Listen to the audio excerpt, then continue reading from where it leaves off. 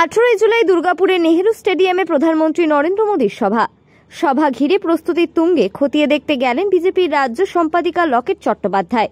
শেষ মুহূর্তের প্রস্তুতি চলছে। প্রধানমন্ত্রীর নিরাপত্তা খতিয়ে দেখতে আনা হয়েছিল স্নিপার ডগ। পুলিশ কুকুর নিয়ে নিরাপত্তার বিষয় খতিয়ে দেখছে প্রতি মুহূর্তে। দুর্গাপুর নেহেরু স্টেডিয়াম মোদীর সভাস্থল নিরীক্ষণ করেছেন বোম স্কোয়াডের সদস্যরাও।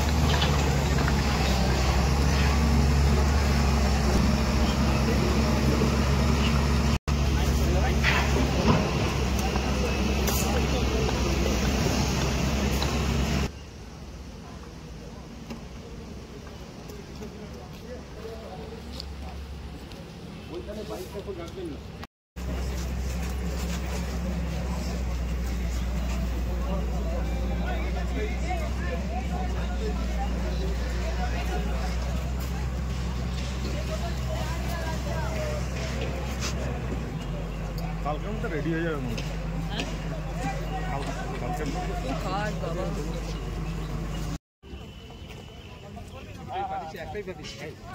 এখনই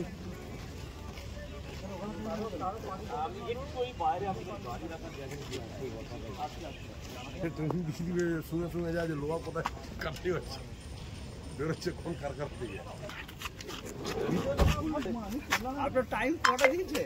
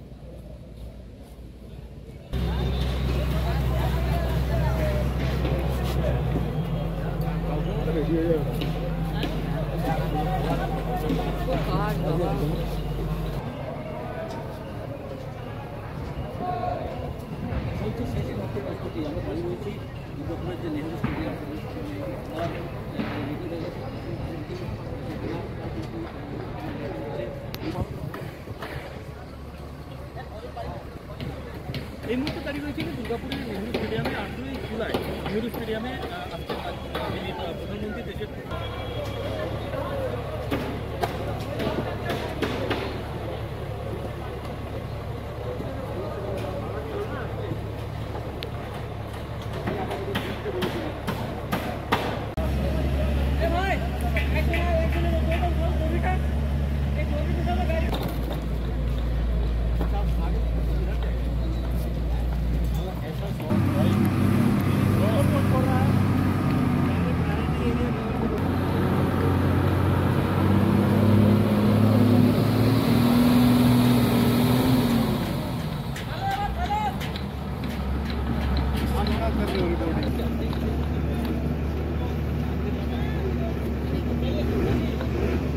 পরেই মুখ্যমন্ত্রী এবং অভিষেক ব্যানার্জি নামবেন। বাঙালি যে সেন্টিমেন্ট সেটাকে কাজে লাগিয়ে তার দুদিন পরেই প্রধানমন্ত্রীর সভা, কি বলবেন? প্রধানমন্ত্রীর সবার আগে মানুষকে কনফিউজ করে দেওয়ার জন্য বাঙালির অস্মিতা বাঙালির কাছেই রয়েছে, বাঙালির হৃদয়ে রয়েছে। বাঙালিকে নিয়ে এইভাবে রাজনীতি করা আগের বারেও ইলেকশনে উনি করেছিলেন। তার মানে বাঙালি অবাঙালি সবাই মিলিতভাবে একসাথে এখানে বাস করে, সবার মধ্যে বন্ধুত্বপূর্ণ সম্পর্ক, কিন্তু উনি বাঙালি অবাঙালিকে আলাদা করে উনি ভোট ভাগ করার চেষ্টা করছেন। এটাই প্রধান লক্ষ্য। ভারতীয় জনতা পার্টির আমরা যারা রয়েছি, আমরা এখানে বেশিরভাগ বাঙালিরাই রয়েছি। বাঙালির অস্মিতা সম্পর্কে আমাদেরকে কেউ যদি আলাদা করে শেখাতে আসে, সেটা অন্তত শেখাতে হবে না, কারণ বাংলার মানুষ তার জবাব 2026-এ দেবে। যে ভুলভাবে মানুষকে বোকা সাজিয়ে, বোকাভাবে যেভাবে তারা রাস্তায় নামছে, পথে নামছে, সেটা জবাব 2026-এ পাবে। এই বাংলাদেশিদের একটা অনুপ্রবেশের একটা প্রসঙ্গ উঠে আসছে, সেটাকে সুকৌশলে এড়িয়ে যাওয়া হচ্ছে, এটা মনে হয় বাঙালি সেন্টিমেন্ট। আসলে বাংলাদেশি যারা রয়েছে, যারা যাদের ফেক ভোটার আইডি কার্ড রয়েছে, জালি ভোটার আইডি কার্ড রয়েছে, অ্যাকচুয়ালি তারাও বাংলা ভাষায় কথা বলে। যখন তাদেরকে নিয়ে কথা হচ্ছে যে এই বাংলাদেশি মানুষগুলোকে, যারা বাংলার নয়, তারা অথচ বাঙালিতে কথা বলে, তাদের যখন পাঠানোর ব্যবস্থা করার কথা বলা হচ্ছে, তখন হচ্ছে বাঙালি বিদ্বেষী হয়ে যাচ্ছে। এই এক সুন্দর কৌশল উনি অবলম্বন করছেন। আশা করি বাংলার মানুষ বুঝতে পারছে যে বাংলার যারা বাঙালিরা রয়েছেন, যারা বাংলায় থেকে বাঙালি ভাষা, বাংলা ভাষায় কথা বলেন, তাদের ভেতরে ভোট বিভাজনের একটা চক্রান্ত মমতা বন্দ্যোপাধ্যায় করছেন এবং তার জন্যই নামছে। কোনো লাভ হবে না। ভারতীয় জনতা পার্টি প্রত্যেকটা ভাষাকে সম্মান করে এবং আজকে কেন্দ্রে যে সরকার রয়েছে, তারা জাতি, ধর্ম, বর্ণ নির্বিশেষে সবাইকে নিয়ে ডেভেলপমেন্ট করছে। যতটা বিধানসভা ভোট এগিয়ে আসছে, তত কি ধর্মীয় মেরুকরণটা বাড়ছে রাজ্যে?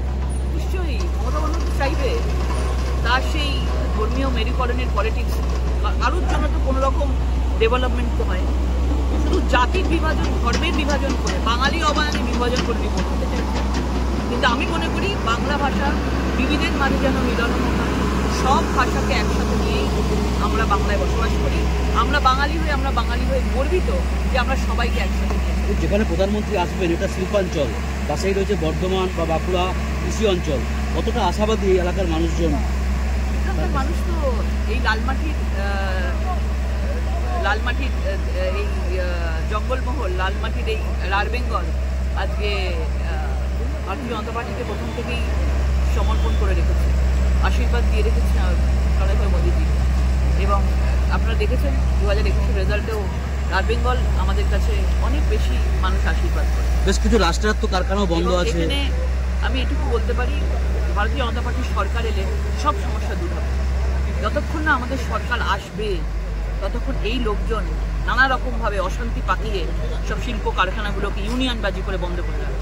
কিন্তু তৃণমূলের থেকে যেটা অভিযোগ করা হচ্ছে, তাদেরও রাজ্য সরকারেরও প্রচুর কারখানা বন্ধ, কিন্তু বারবার বলছেন যে প্রধানমন্ত্রী আসছেন, কিন্তু এখানে যে রাষ্ট্রায়ত্ত কারখানাগুলো আছে তাদের বিলগ্নীকরণ বা তাদের এই সমস্ত প্রসঙ্গ তারা তুলছেন। এটা সবসময় পুরোপুরিভাবে রাজ্যের হাতে। রাজ্য যদি চায়, আজকে কেন্দ্র অনেক কিছু করতে পারে। রাজ্য নীতি আয়োগ বৈঠকে যুক্ত হতে চান না। রাজ্য কোনো সময় ডাকলে তিনি সবসময় বলেন কেন্দ্র নাকি টাকা থেকে নিয়ে চলে গেছে, এই ধরনের মিথ্যে প্রবাদ দিচ্ছে। আজকে যদি ভারতীয় জনতা পার্টির সরকার এখানে আসে, এটুকু বলতে পারি যে রাষ্ট্রায়ত্ত সংস্থাগুলি রয়েছে, যে কারখানাগুলো রয়েছে, রাজ্যের হোক কেন্দ্রের হোক, যাই হোক না কেন, সবাইকে মিলেমিশে নিয়ে একসাথে কাজ করবে এই সরকার।